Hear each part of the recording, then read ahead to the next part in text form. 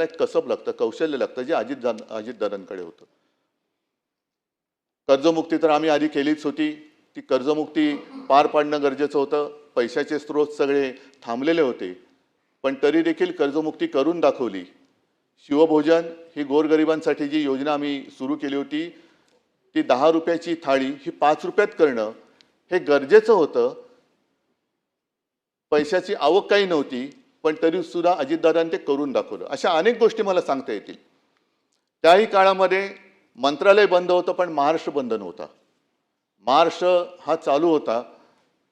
त्याचे सगळे कारभार, उद्योग आणि विकास कामं सुद्धा अगदी शिवसेना प्रमुखांच्या नावाने जो आपण समृद्धी महामार्ग केला आहे, तो सुद्धा त्यांनी थांबू दिला नव्हता. अटल सेतूचं काम त्यांनी थांबू दिलं नव्हतं. ते सुद्धा लॉकडाऊनच्या काळात सुरू ठेवणं हे फार मोठं जिकरीचं होतं. हे कसं काय त्यांनी केलं हे सुद्धा एक कसब आहे. आज आपण त्यांची आठवण काढतो. ही आठवण नेहमी आपल्याला येत राहील. पण मगाशी मी माझ्या या भावनात्मक बोलण्याच्या सुरुवातीला जे म्हटलं की माणसं असताना त्यांचं महत्त्व कळत नाही, माणसं गेल्यानंतर कळून उपयोग नसतो. अलीकडच्याच काळामध्ये अजितदादांचं एक वक्तव्य आहे की ज्यांनी त्यांच्यावर 70,000 कोटीचे घोटाळे केले त्यांच्यासोबत ते आज सत्तेत आहेत. हे मी का सांगतोय की एखादी व्यक्ती असते तेव्हा तिला आपण जीव नकोसा करतो, एवढं इतपत त्याला बदनाम करतो की नको तो जीव, आणि मग तोच आपल्यातनं गेल्यानंतर तो अचानक आपलासा वाटायला लागतो.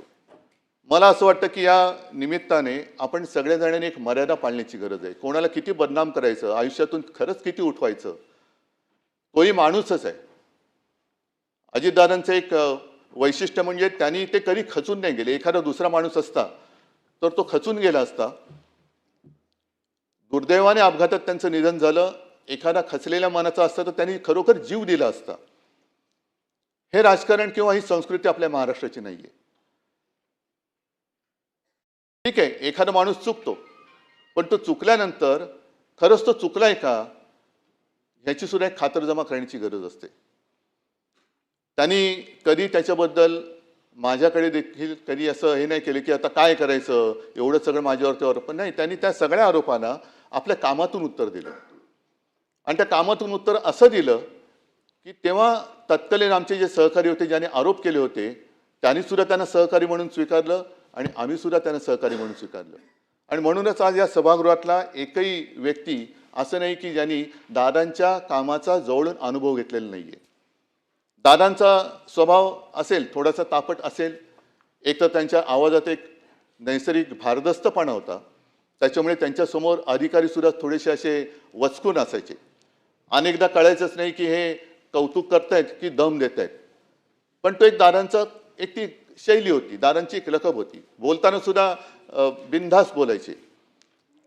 अनेकदा त्यांच्या वक्तव्याने त्यांना अडचणीत आणले हे सुद्धा आपण पाहिलेलं आहे. पण बोलायचं तर बोलायचं, काही काम एखादं करायचं तर बेधडकपणाने करायचं, बेलाशकपणाने करायचं. याचं कारण त्यांच्या मनात कुठे पाप नसायचं. एकदा का मनात पाप नसेल तर आपण केलेल्या कृतीबद्दल पश्चाताप होण्याची भावना त्या व्यक्तीच्या मनात येऊ शकत नाही. आणि दादा मला असं वाटतं त्या व्यक्तीच्या वर्गवारीत येत होते. एकतर त्यांनी, मी तुम्हाला सांगितलं की अत्यंत अडचणीच्या वेळेला महाराष्ट्राचं अर्थखातं सांभाळलं. एक मला कशाचाही अनुभव नसताना माझ्या मंत्रिमंडळात एक उत्तम भरोसेमंद सहकारी म्हणून त्यांनी काम केलं. वेळ म्हणजे कदाचित घड्याळ आणि वेळ म्हणूनच त्यांची ती निशाणी होती की काय कळत नाही. कारण दादा 11 वाजता येणार म्हणजे 11 वाजता बरोबर त्यांची गाडी दारात उभी असलीच पाहिजे.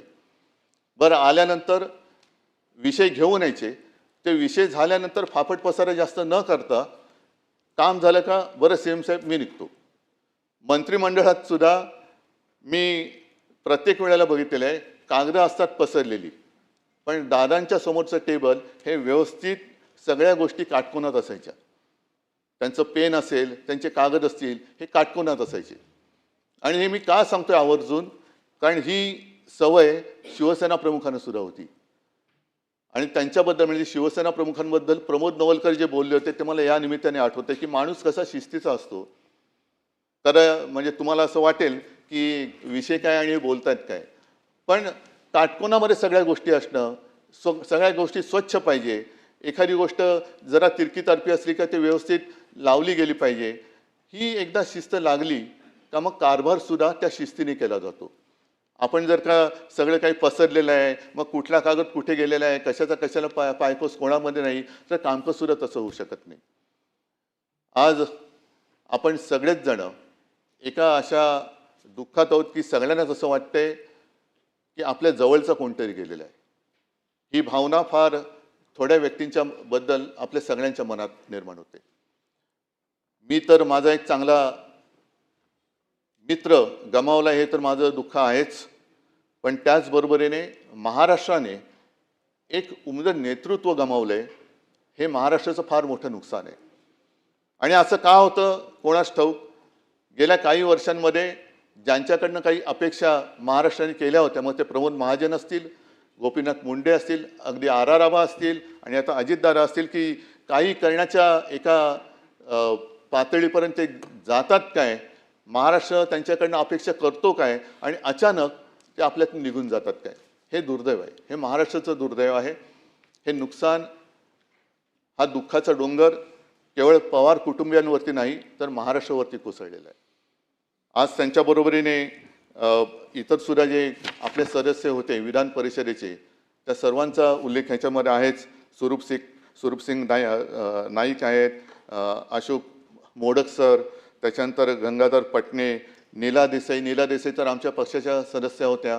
त्यासुद्धा महिला आघाडीच्या आमच्या पदाधिकारी होत्या. एक धडपड करणारी माणसं, आपल्याला मिळालेल्या संधीचं सोनं करणारी माणसं, आणि ही अशी माणसं आपल्यातनं अचानकपणाने निघून जातात. त्याच्याबद्दल आज तरी आपल्याकडे दुःख व्यक्त करण्याखेरीज काहीच नाही आहे. पण या निमित्ताने मी पुन्हा एकदा आपल्याला सगळ्यांना विनंती करेन की जेव्हा माणसं असतात तेव्हा